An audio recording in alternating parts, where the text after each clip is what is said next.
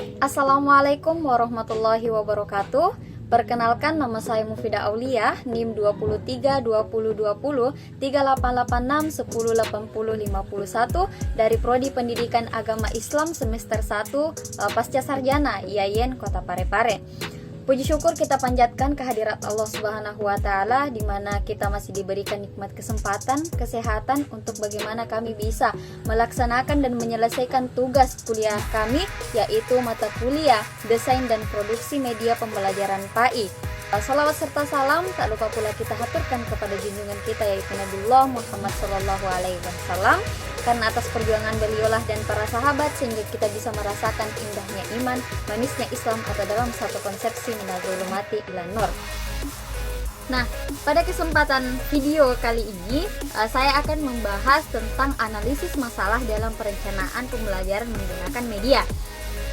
Untuk perencanaan pembelajaran yang efektif itu merupakan kunci untuk mencapai tujuan pembelajaran yang secara optimal, dan salah satu elemen penting dalam perencanaan pembelajaran itu adalah menggunakan media pembelajaran tentunya. Nah, selanjutnya di sini media pembelajaran itu pengaruhnya itu sangat membantu guru dalam menyampaikan materi pembelajaran, karena hal itu juga bisa memancing peserta didik untuk memiliki ketertarikan, dan salah satu tujuannya adalah bagaimana kita melakukan media pembelajaran untuk mencapai tujuan pembelajaran itu sendiri. Namun ketika dilihat fakta di lapangan itu seringkali ditemukan beberapa masalah dalam perencanaan pembelajaran ini dalam menggunakan media tentunya. Nah, mari kita analisis apa saja masalah itu. Ada di sini saya rangkum ada kurang lebih 4, yaitu yang pertama, kurangnya pemahaman guru tentang media pembelajaran. Jadi ini sangat berpengaruh untuk keberhasilan tujuan pembelajaran di sekolah, karena itu memang ada di tangan guru. Oleh karena itu guru itu sangat berperan penting dalam pertumbuhan dan perkembangan peserta didik kita. Makanya guru itu digenjot, dituntut untuk bagaimana dia memiliki kompetensi maksud saya, yang harus dikembangkan, yang harus secara profesional. Seperti apa? Kayak penguasaan materi pembelajarannya, kemudian kemampuan pedagogik, kemudian yang ketiga kepribadiannya juga, kemudian selanjutnya itu adalah kemampuan sosialnya. Adapun kendala yang sering dialami oleh guru dalam melakukan media pembelajaran itu saya rangkum ada kurang lebih beberapa poin. Yang pertama, yaitu guru tidak memahami media pembelajaran yang tepat untuk digunakan pada materi pembelajaran yang akan mereka ajarkan. Nah, kemudian yang kedua, guru tidak mengetahui cara menggunakan media pembelajaran dengan efektif. Bisa dikatakan bahwa apalagi kalau guru-guru yang bisa dikatakan sudah berumur, yang istilahnya adalah kurang update akan informasi di zaman sekarang, itu pasti akan kewalahan. Nah, kemudian guru juga tidak memiliki keterampilan dalam membuat media pembelajarannya sendiri. Jadi cuma itu tok saja, tidak melakukan evaluasi kepada dirinya, sehingga itu salah satu hal yang membatasi guru tersebut menjadi kendala dalam pelaksanaan media pembelajaran itu. Nah, untuk yang poin yang kedua itu adalah keterbatasan sumber daya. Di sini saya mengutip menurut Barnawi dan Arifin, beliau itu mengatakan bahwa sarana pendidikan dia membandingkan antara sarana dan prasarana. Sarana pendidikan itu adalah segala sesuatu berupa peralatan dan perlengkapan secara langsung, sedangkan prasarana pendidikan yaitu adalah mencakup seluruh peralatan dan perlengkapan secara tidak langsung menunjang proses pendidikan. Namun ketika kita melihat keterbatasan sumber daya itu sekolah itu pada umumnya seperti apa, itu yang pertama, biasanya sekolah tidak memiliki cukup media pembelajaran yang tersedia, jadi memiliki keterbatasan untuk menyediakan media pembelajaran. Kemudian yang kedua adalah media pembelajaran yang tersedia sudah tidak relevan lagi dengan pembelajaran yang sekarang. Jadi bisa dikatakan bahwa sebenarnya sekolah memiliki sarana dan prasarana untuk menunjang proses pendidikan, cuma ketika diterapkan untuk diterapkan di pembelajaran yang sekarang itu tuh kurang relevan, karena bisa dikatakan bahwa mungkin alat yang akan digunakan itu kurang update, jadi tidak mendukung proses pembelajaran yang akan dilakukan. Nah, kemudian yang ketiga yaitu adalah kurangnya integrasi media dalam pembelajaran. Untuk media pembelajaran itu bisa dikatakan sebagai alat bantu pembelajaran, yaitu apa saja? Itu segala sesuatu yang dapat digunakan untuk bagaimana merangsang pemikirannya peserta didik kita, merangsang perasaannya, kemudian perhatian dan kemampuan atau keterampilan peserta didik kita, sehingga mendorong terjadinya proses belajar. Kalau kurang integrasi media pembelajaran biasanya itu disebabkan karena yang pertama, media pembelajaran hanya digunakan sebagai pelengkap saja, bukan sebagai bagian integral dari proses pembelajaran. Jadi mungkin prasarananya ada, cuma kurang terlalu digunakan dalam proses pembelajaran. Nah, kemudian yang kedua, media pembelajaran tidak digunakan untuk mencapai tujuan pembelajaran yang efektif atau spesifik. Nah, kemudian yang selanjutnya, media pembelajaran tidak diintegrasikan dengan metode pembelajaran lainnya. Jadi dengan metode yang digunakan oleh guru biasanya, kalau semisal maksud poin ini ya adalah hanya terkesan monoton menggunakan satu media pembelajaran saja, sehingga menurut saya ini kurang terlalu efektif karena itu dapat mengakibatkan peserta didik kita akan jenuh ketika belajar. Poin yang keempat yaitu evaluasi penggunaan media yang tidak memadai. Biasanya guru yang tidak melakukan evaluasi sejauh mana efektivitas penggunaan media pembelajaran itu menurut saya kurang efektif, karena ketika guru hanya berdiam diri acuh tak acuh tanpa mempertimbangkan media pembelajaran yang dia lakukan itu sebenarnya sudah efektif atau tidak, ya menurut saya ini bisa mengakibatkan kurang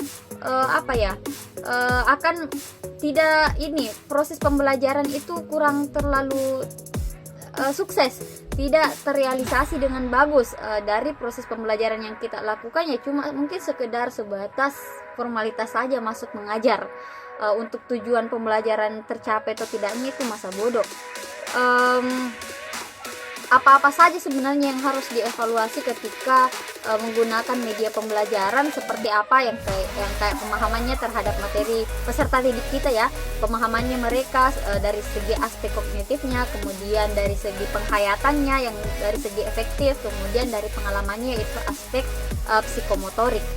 Kemudian guru yang tidak menggunakan hasil evaluasi, maka pembelajaran akan terkesan monoton dan tidak ada kontrol dan melihat apa yang perlu diperbaiki dari proses pembelajaran yang dilakukan.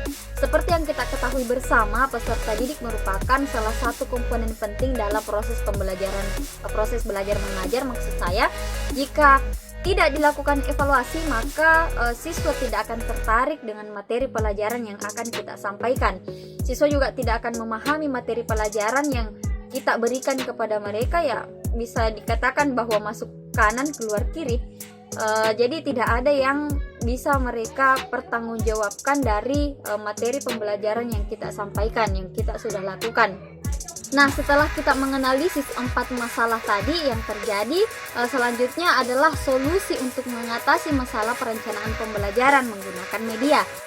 Apa saja? Di sini saya merangkum ada beberapa poin. Yang pertama, yaitu dengan meningkatkan pemahaman guru tentang media pembelajaran melalui pelatihan dan pengembangan yang secara profesional.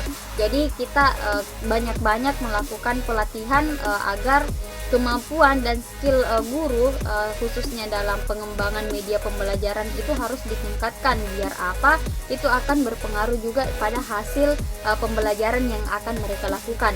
Kemudian yang kedua, menyediakan sumber daya yang memadai untuk media pembelajaran, seperti kayak pengadaan media, maksudnya pengadaan media baru ya, dan pelatihan untuk guru dalam membuat media pembelajarannya sendiri. Kemudian yang ketiga itu adalah mendorong integrasi media dengan pembelajaran dengan menyediakan panduan dan contoh penggunaan media yang efektif. Jadi guru yang semisal mereka yang kurang update gitu ya, mereka memiliki panduan-panduan untuk bagaimana bisa merumuskan media pembelajarannya sendiri. Kemudian poin selanjutnya adalah mengembangkan sistem evaluasi untuk penggunaan media pembelajaran dalam menggunakan hasil evaluasi ini untuk meningkatkan media pembelajaran di masa depan. Karena ketika juga kita tidak melakukan evaluasi pembelajaran yang kita sudah lakukan, maka itu kurang terlalu bagus juga, karena tidak ada skala ukurannya kita untuk mengukur bahwa ini sudah efektif atau belum. Nah, kemudian kita melakukan analisis perencanaan pembelajaran menggunakan media. Ini menurut saya ya adalah satu proses yang bagaimana kita bisa mengidentifikasi dan memahami hambatan yang dihadapi dalam penggunaan media dalam proses pembelajaran. Dan hal ini kalau semisal kita lakukan, maka kita bisa memastikan bahwa media yang digunakan secara efektif dan mencapai tujuan pembelajaran yang kita inginkan. Jadi kita bisa mengukur gitu. Dari masalah-masalah yang ada, kita memberikan solusi yang seperti apa, dan di sini saya akan menjelaskan terkait dengan langkah-langkah apa yang bisa kita lakukan. Yaitu di sini pertama yaitu identifikasi tujuan pembelajaran. Nah, jadi langkah pertama yang kita lakukan di sini adalah mengidentifikasi tujuan pembelajaran yang ingin kita capai menggunakan media. Hal ini akan membantu dalam memilih media yang tepat dan menentukan bagaimana media tersebut akan digunakan untuk tujuan pembelajaran yang ingin dicapai. Nah, tujuan ini tuh harus secara spesifik, kemudian bisa terukur dan dapat diwujudkan melalui penggunaan media pembelajaran yang sesuai. Nah, kemudian pada poin yang kedua itu adalah kita menganalisis karakter peserta didik kita atau siswanya kita. Setelah kita menganalisis tujuan pembelajaran tadi, maka kita akan melakukan analisis karakter peserta didik. Dengan melakukan hal ini, karena ini juga penting ya, supaya bagaimana kita bisa memahami karakteristik peserta didik kita, bagaimana gaya belajarnya mereka, minatnya mereka, tingkat kemampuan mereka seperti apa. Jadi itu juga bisa memudahkan kita menentukan media pembelajaran apa yang bagus untuk diterapkan di kelas tersebut. Kemudian yang ketiga itu adalah analisis materi pembelajaran dan pengembangan bahan ajar. Nah, materi pembelajaran yang disampaikan itu harus kita analisis dulu untuk bagaimana media yang untuk merumuskan bagaimana media yang tepat untuk menyampaikan pembelajaran dengan maksud dan tujuan untuk mencapai tujuan pembelajaran tentunya. Dan ini harus secara dengan mengidentifikasi hal ini tuh kita bisa merumuskan materi yang akan kita ajarkan dan bagaimana media pembelajaran yang akan kita gunakan. Nah, selanjutnya yaitu adalah poin keempat, pengidentifikasian media. Identifikasi media di sini dapat digunakan untuk mengajarkan materi yang akan kita ajarkan gitu. Media yang dapat berupa seperti multimedia, permainan, atau alat peraga yang dapat membantu siswa memahami konsep pembelajaran dengan lebih baik, sehingga pembelajaran yang kita lakukan itu bisa berlangsung secara efektif. Nah, selanjutnya yaitu adalah analisis sumber daya. Sumber daya yang tersedia untuk mendukung penggunaan media pembelajaran harus kita analisis. Hal ini meliputi kayak sumber daya manusia seperti guru dan teknisi media, serta sumber daya keuangan dan infrastruktur. Karena tidak bisa juga kita melakukan atau memilih media pembelajaran yang susah, yang tidak ada. Jadi yang kewalahan dan kerepotan juga ya kita sendiri. Kemudian yang poin keenam yaitu adalah pengujian dan evaluasi. Jadi setelah runtutan langkah poin-poin tadi yang saya sebutkan, kita masuk pada tahap pengujian dan evaluasi. Dengan pengujian dan evaluasi ini, ketika kita lakukan dalam rencana pembelajaran yang menggunakan media, harus kita buktikan apakah betul-betul ini efektif untuk mencapai tujuan pembelajaran. Karena dengan evaluasi dapat dilakukan dengan menggunakan metode yaitu kualitatif dan kuantitatif seperti kita tahu bersama. Jadi itu ya, setelah kita melakukan evaluasi ya kita meninjau kembali lagi bahwa ini sudah efektif atau tidak. Kalaupun tidak ya kita mencari media pembelajaran yang lain lagi. Jadi dengan mengikuti langkah-langkah tadi, ada kurang lebih 7 poin yang kami rangkum. Itu menurutku perencanaan ketika sudah kita analisis, maka perencanaan pembelajaran menggunakan media dapat membantu guru dalam mengembangkan strategi pembelajaran yang efektif dan meningkatkan hasil belajar peserta didiknya kita. Dengan mengikuti langkah-langkah tadi yang saya sebutkan, perencanaan, analisis pembelajaran menggunakan media dapat membantu guru dalam mengembangkan strategi pembelajaran yang efektif untuk meningkatkan hasil belajar peserta didik kita atau siswanya kita. Selanjutnya itu setelah kita menemukan dan menganalisis hasil dari masalah pembelajaran tadi menggunakan media, saya menarik kesimpulan di situ. Poinnya adalah yang pertama, memilih media yang tepat untuk digunakan dalam pembelajaran. Kemudian yang kedua, mengembangkan strategi untuk menggunakan media secara efektif. Kemudian yang ketiga, melatih guru dan staf lain tentang cara menggunakan media. Kemudian mengembangkan sumber daya belajar berbasis media. Kemudian mengevaluasi efektivitas penggunaan media dalam pembelajaran. Jadi kesimpulannya adalah dengan melakukan analisis masalah perencanaan pembelajaran menggunakan media, guru dapat mengidentifikasi dan memahami masalah-masalah apa yang terjadi dalam proses pembelajaran menggunakan media, dan guru juga dapat mengambil langkah-langkah untuk mengatasinya, dan bahwa dengan mengatasi dan memastikan bahwa yang digunakan metode yang digunakan sudah secara efektif dan mencapai tujuan pembelajaran yang diinginkan, dan dapat menciptakan proses pembelajaran yang lebih efektif dan lebih bermakna bagi peserta didik kita. Jadi menurutku menganalisis masalah pembelajaran itu sangat penting, tentunya dengan mempertimbangkan media yang akan kita gunakan untuk mencapai tujuan pembelajaran pastinya. Nah, demikianlah presentasi video yang bisa saya buat pada kesempatan hari ini. Mungkin mohon maaf ya kalau banyak kekurangan dan masih banyak hal yang pastinya perlu untuk disempurnakan. Lebih dan kurangnya mohon dimaafkan. Untuk itu saya pamit undur diri. Billahi fisabilillah haq, fasbiqul khairat. Wassalamualaikum warahmatullahi wabarakatuh.